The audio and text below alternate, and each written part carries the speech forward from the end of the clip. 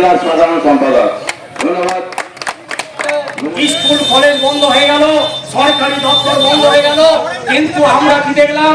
চাষিদের জন্য কোন দপ্তর থেকে, কেন্দ্র রাজ্য সরকার থেকে আমরা একবারও আশ্বস্ত পেলাম না যে চাষিরা তোমরা চাষ করতে মাঠে যেও না, বাইরে বেরিও না, তোমরা অন্তত পক্ষে এই মহামারীর হাত থেকে বাঁচবার জন্য তোমরা চাষ থেকে বিরত থাকো।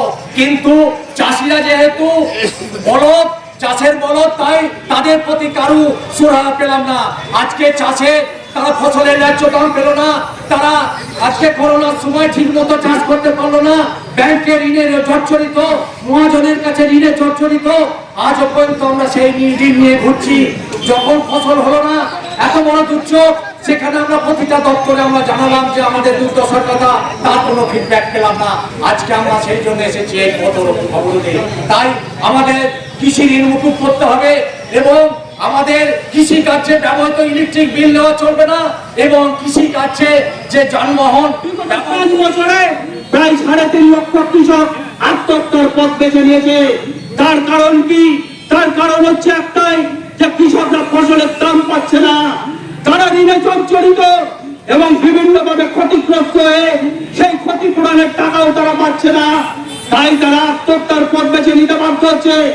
আমাদের এই পূর্ব বর্ধমান জেলাতেই বিগত কয়েক বছরে বহু চাষি আত্মহত্যা করেছে, আপনারা জানেন। গত বছরেও বাংলা চাষি আত্মহত্যা করেছে, সে খবর আপনাদের কাছে আছে।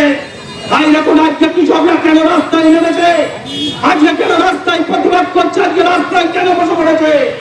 আজকে যখন বীমা কোম্পানি তারা একটা রিপোর্ট করলো, সেই রিপোর্ট কিভাবে করলো? সেই রিপোর্ট হচ্ছে কোন কৃষি দপ্তর থেকে কৃষক কর্তারা তারা কোনো মাঠে যায়নি, তারা স্যাটেলাইটের মাধ্যমে তারা সমস্ত ক্ষতিপূরণের পরিমাপ করেছে। তারপর বিভিন্ন পঞ্চায়েতে বসে, বিডিও অফিসে বসে সেই ক্ষতির পরিমাপ করেছে। কিভাবে?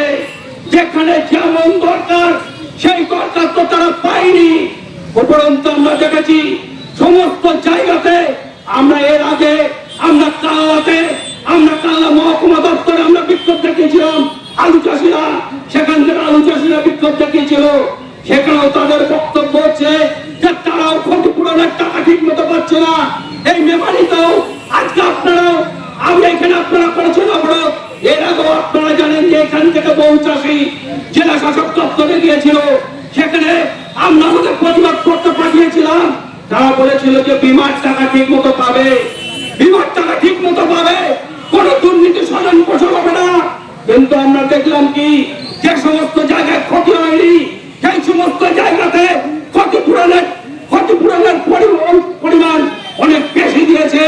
আর যেখানে সত্যি ক্ষতি হয়েছে, বহু জমি নষ্ট হয়ে গেছে, দুবার চাষ করতে হয়েছে আলু চাষে, সেখানে যথার্থ ক্ষতিপূরণ পায়। গত মরশুমে যে প্রাকৃতিক দুর্যোগে এবং ধসার কারণে যে চাষিদের ব্যাপক হারে আলুর চাষে ক্ষতি হয়েছিল, সেই প্রতিবাদে আজকে ইন্স্যুরেন্সের যে সামান্য পরিমাণ ক্ষতিপূরণ দিয়ে আমাদের যে ইন্স্যুর কোম্পানি দায় উদ্ধার হতে চাইছেন, তার প্রতিবাদে আমরা আজকে 100% ক্ষতিপূরণের দাবিতে আমাদের এই